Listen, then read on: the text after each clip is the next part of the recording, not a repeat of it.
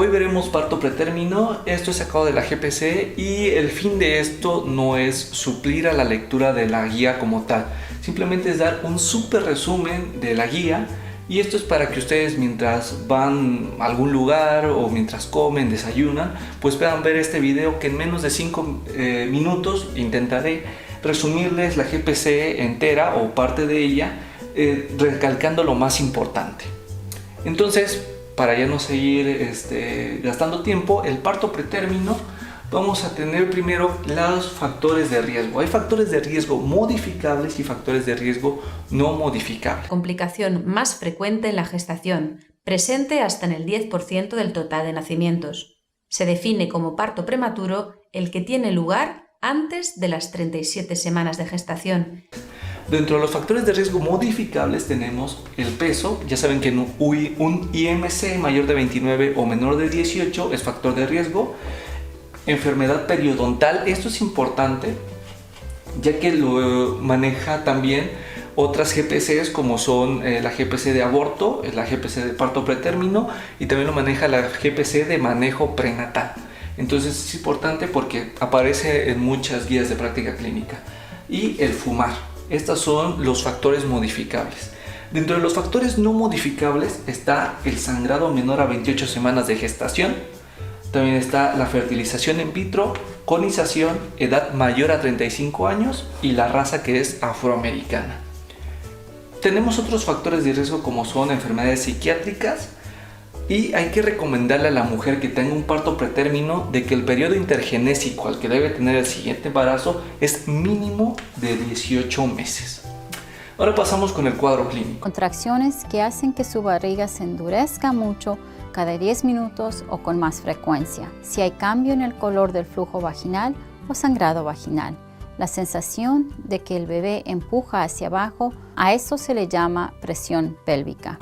El cuadro clínico, lo principal que nosotros tenemos que entender como médicos de primer contacto es de que las tres cosas que nosotros podemos hacer para mejorar el pronóstico del binomio es: una, referir a UCI, es unidad de cuidados intensivos.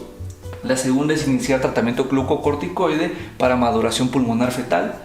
Y la última es, si se requiere, dar manejo antibiótico. Tener en cuenta dos términos importantes. Una cosa es amenaza de parto pretérmino y otra cosa es parto pretérmino consumado como tal. La amenaza de parto pretérmino se caracteriza por 2 contracciones en 10 minutos u 8 contracciones en 60 minutos. También se caracteriza por dilatación cervical menor o igual a 3 centímetros y borramiento menor o igual a 50%. También nos maneja la GPC que en vez de estas dos podemos utilizar el ultrasonido con cambios cervicales. Y el parto pretérmino consumado como tal, o en evolución si ustedes quieren manejar ese término aunque la GPC no lo maneja, es 4 contracciones en 10 minutos u más de 8 contracciones en 60 minutos. Una dilatación cervical mayor a 3 centímetros y un borramiento mayor o igual a 80%, al igual que pueden haber membranas íntegras o no. Y hay que tener en cuenta que hay un cuadro clínico básico de la amenaza de parto pretérmino.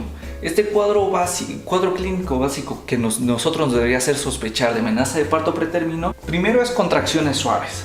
También existe dolor en espalda baja, sensación de presión en la vagina y secreción vaginal mucosa. También hay que tener en cuenta de que si hay factores de riesgo, nosotros debemos de tomar una longitud cervical en ciertos casos y fibronectina fetal en ciertos casos. La fibronectina fetal es una sustancia que sale de la corio decidua y que baja por la vagina si hay alteraciones en esta. Entremos ahora con la longitud cervical. Una zona muy importante que checamos con el endovaginal, que es el cuello de la matriz. El famoso cuello de la matriz es este. Aquí se ve la cabecita del bebé y aquí se ve el líquido amniótico. Pero el cuello es muy importante medirlo y revisarlo para varias circunstancias. Ahí le ponemos freeze, bueno, lo congelamos y medimos el cuello. Me da una medición de 3.38. Es una medición normal. Esta medición lo que me dice a mí es que en más del 90% de los casos ella va a llegar al final.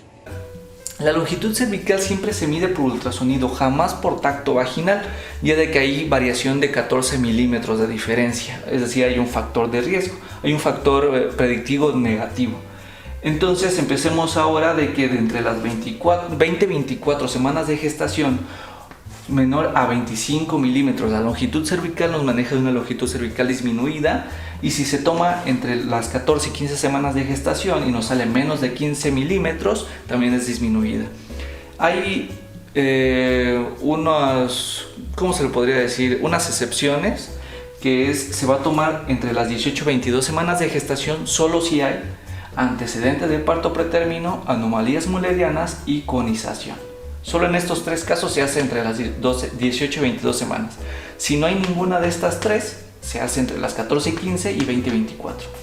Las intervenciones para manejar estas es cerclaje entre las 13 y 15 semanas de gestación. Es decir, el cerclaje se hace si hay menos de 15 milímetros, o progestágenos vaginales entre las 22 y 24 semanas de gestación, es decir, si hay menos de 25 milímetros.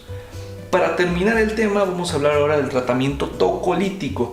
El tratamiento tocolítico, su objetivo no es llevar el parto a término. Su único objetivo es darnos tiempo para referir y dar tratamiento glucocorticoide. Les diré primero ciertas características de los medicamentos que nos maneja la GPCI, y al último manejaremos lo que es el tratamiento de primera línea. El sulfato de magnesio se da para la prevención de la parálisis cerebral. Y entender que el sulfato de magnesio nos da bradicardia. Después, el atosiban, acordad que es un antagonista de los receptores de oxitocina. Recordar también que la indometacina solo se da en menores de 32 semanas de gestación. Y empecemos con el tratamiento de primera línea, que va a ser atosiban o nifedipino más sulfato de magnesio.